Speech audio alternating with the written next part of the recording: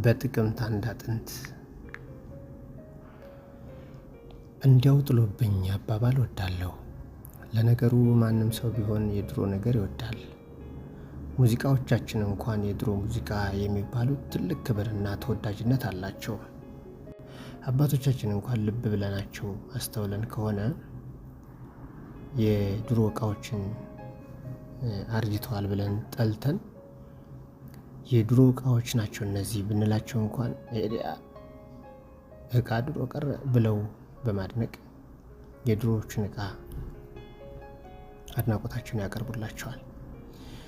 እኔም ይሄ አያቴ የድሮ አድናቂነት ተጋብቶብኝ ከድሮ ነገሮች አባባል አደንቃለሁ። አያቴ የጥቅምት ወር በመጣ ቁጥር በጥቅምት አንድ አጥንት ይል ነበር። ለምን እንዴት እንደተባለ ሲያብራራ በጥቅምት ወር በጣም የጠነከረ ብርድ አለ። እጅግ በጣም የጠነከረ አጥንት የሚሰረስር ብርድ አለ። ስለዚህ ይህን ብርድ ለመቋቋም ሰውነታችን ኃይል ሰጪ ምግቦችን ለማግኘት ያስፈልገዋል ማለት ነው። ለዚህ ደግሞ እንደ ስጋ ያሉ ምግቦችን መመገብ ያስፈልጋል ማለት ነው። ዳሩ ግን ምን አውቃለሁ፣ አባቶቻችን እነሱ የኖሩበት ዘመን ሁሉ ነገር ርካሽ በነበረበት ጊዜ ነው። ሁሉ የተመቻቸላቸው ጊዜ ስለሆነ የሚመቻችላቸውን አባባል የሚመቻቸውንም ነገር በአባባል አስቀምጠዋል።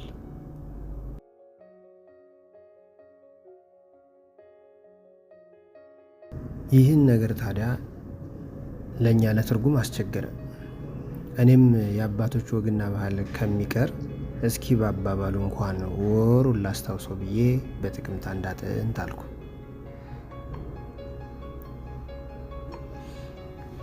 ይህ የጥቅምት ወር ከገባ ቀን ጀምሮ እስኪ አጥንት የሚባል ካለ ብዬ አካባቢውን ለማጥናት ጀመርኩ።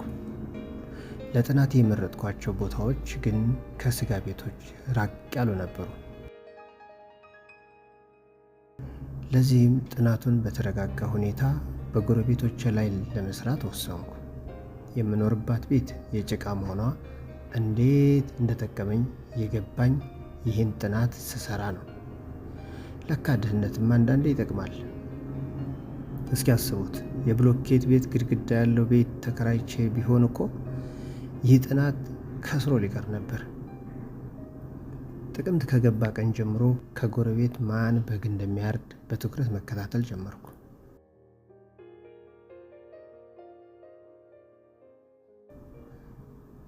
አንድ ቀን ግን ድንገት ውጭ አምሽቼ ገባሁ። ቤት ገብቼ ሽሮ እያፈላሁ በጥቅምት አንድ አጥንት የሚለው ጥናት የሀሳብ ሳወጣ ሳወርድ ከጎረቤት ያሉ ባልና ሚስት ሲጨቃጨቁ ሰማሁ። ጭቅጭቁን ስሰማ አንድ ነገር ጠረጠርኩ። ኧረ በግ ሳንገዛ የጥቅምት ወር እኮ እያለቀ ነው የሚባባሉ መሰለኝና ጆሮዬን ጥዬ ማዳመጥ ጀመርኩ። ያሰብኩት ነገር የሚሳካ ከሆነም ወዲያውኑ ለመሄድ ስላሰብኩ ሽሮውን ብዙም አላሰብኩትም። ሽሮ ለብ ለብ አታውቁም? ያው አሳ ለብ ለብ እንደሚባለው ማለት ነው። ነገሩን ለመስማት ሬዲዮን መዝጋት ስለነበረብኝ እንደ አትክልትና ስጋ ያሉ ምግቦችን አብስሎ በመመገብ አተትን እንከላከል የሚለው ማስታወቂያ እንዳለቀ ዘጋሁት። እንዲያውም ማስታወቂያው እየሄደ እያለ አንድ ዘዴ ትዝ ብሎ ነበረ። በጥቅምት አንድ አጥንት የሚለውን ጥናቴን ስሰራ የጤና ጥበቃ ሚኒስቴርን ለማማከር አስቤ ነበር። ራዲዮን ከመዝጋቴ ባልና ሚስቶች እንዲህ እያሉ ይጨቃጨቁ ነበር። ሚስት እንዲህ ትላለች፣ አንተ ግን ስንት ጊዜ ነው የምነግርህ? እኔ ጥብስ አልወድም አላልኩም ትላለች። ባል እንዲህ አለ፣ አንቺ ከፈለግሽ ቅቅል አድርገሽ መብላት ነው፣ እኔስ ቅቅል እንደማልወድ ስንት ጊዜ ነግሬሽ ነበር ይላታል። ሚስት እንዲህ አለች፣ እኔ ጥብስ ከሆነ ከሰል ማግዶ ይጨርስብኛል፣ ቅቅል ከሆነ ግን አንዴ ብቻ ቀቅዬ እገላገላለሁ። አቶ ባል እንዲህ አለ፣ ደስ እንዳለሽ አድርጌው፣ ዋናው ነገር ግን ይሄ አተት የሚባል በሽታ መምጫው አይታወቅምና በጣም ይብሳል። ይህን የባልና የሚስት ክርክር ስሰማ በጣም ተደሰትኩ። ምክንያቱም ይህን ጥናት ስሰራ ያማከርኳቸው ሁሉ በዛሬ ጊዜ ኑሮ ተወዷል፣ ማን በግና ፍየል እያረደ ጥብስና ቅቅል ይበላል ብለው ነው የጥናት ስራዬን እንድትወው ዳርቶ የነበረ። እነዚህ እንደኔው ደሳሳ ጎጆ የተከራዩ ባልና ሚስት ግን ሰርፕራይዝ አደረጉኝ። ወዲያውም ባልና ሚስቱን ቃለ መጠይቅ ላደርጋቸው ወሰንኩ። ምግባቸውን በልተው የሚያበቁበትን ሰዓት ገመትኩና ላናገራቸው ከቤት ወጣሁ። ቃለ መጠይቅ ላደርግላቸው ከቤት ስወጣ ለጥናቱ ተአማኒነት አጥንቱን ፎቶ ማንሳት ስላለብኝ ካሜራ ይዤ ወጣሁ። ካሜራዬን ይዤ ወጣ ስል ከደጃፋቸው ላይ የበቆሎ ገለባ ተቆልሏል። ወደ ቤታቸው ልቄ ሳይ ሁለቱም የተቀቀለ በቆሎ ይዘው ይግጣሉ።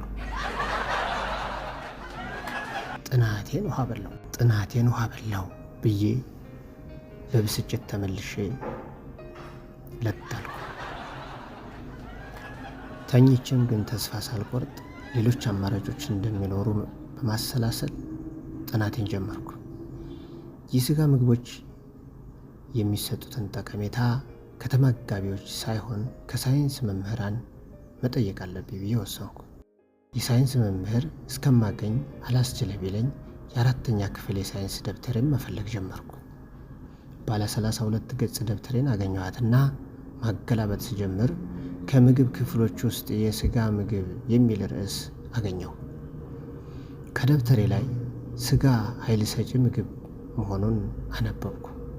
ዳሩ ምን ዋጋ አለው ያላረፈ እጅ እንዲሉ ከሳይንስ ደብተሬ ጋር የአማርኛ ደብተሬን አገኘሁት። ከጀርባ በኩል ሳነብ ሥጋ ለጥጋብ አጥንት ለትካዜ የሚል የአማርኛ ምሳሌያዊ አነጋገር አገኘሁ። ይህን ምሳሌያዊ አነጋገር እንዳነበብኩ ደግሞ ከራበው ለጠገብ አዝናለሁ የሚለው የአያቴ አባባል ትዝ አለኝ። አቤት አያቴ አባባል አያልቅበት። ከዚሁ አባባል ጋር የሚያያይዝ ደግሞ ካልጠገቡ አይዘሉ፣ ካልዘለሉ አይሰበሩ የሚል አባባል ነበረው። ወዲያውም ከራሴ ጋር ሞግት ጀመርኩ። የሥጋ ተመጋቢ ብሆን ኖሮ አያቴ እንዳለው ጥጋብ ተናንቆኝ ከሰው እጣላ ነበር። የሚጣላኝ እንኳን ባጣ የማይዘለል ነገር ዘልዬ እሰበር ነበር። አቤት አቤት! በጥቅምት አንድ አጥንት ስንቱን አባባል አስታወሰኝ። የሥጋ ተመጋቢ ብሆን ኖሮ የሚደርስብኝን የመሰበር አደጋ ወይም ደግሞ በውፍረት የሚመጣብኝን ጣጣ ሳስብ ከሥጋ ብስና ጎመን በጤና የሚለው አባባል ትዝ አለኝ። ብዙ ሰዎች ይህችን አባባል ቆረጥ አድርገው ጎመን በጤና የምትለዋን ብቻ ሲጠቀሙ አትሰማለሁ። ደግነቱ አያቶቻችን በጥቅምት አንድ አጥንት እንደሚለው ለሥጋ ተመጋቢ ብቻ ሳይሆን ለድሃም የሚሆኑ አባባሎች አስቀምጠውልናል። እስኪ ጎመን በጤና የሚለው አባባል ባይኖር በምን እንጽናና ነበር?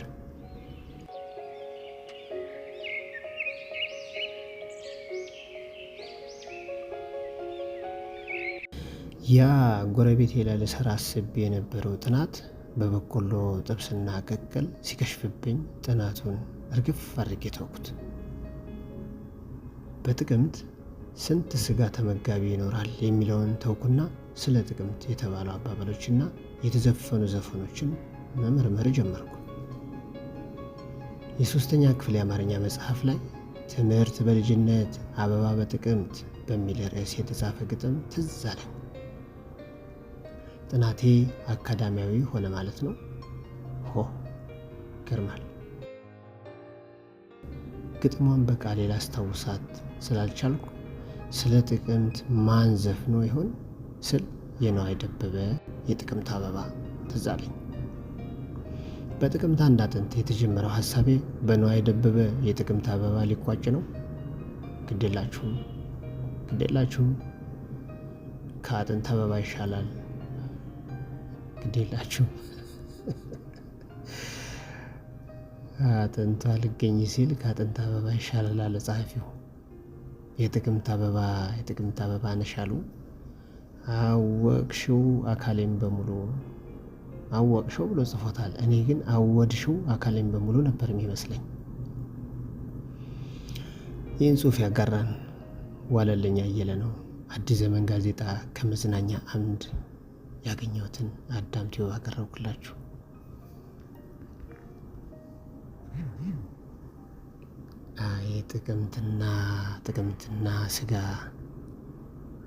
ጥቅምትና ስጋ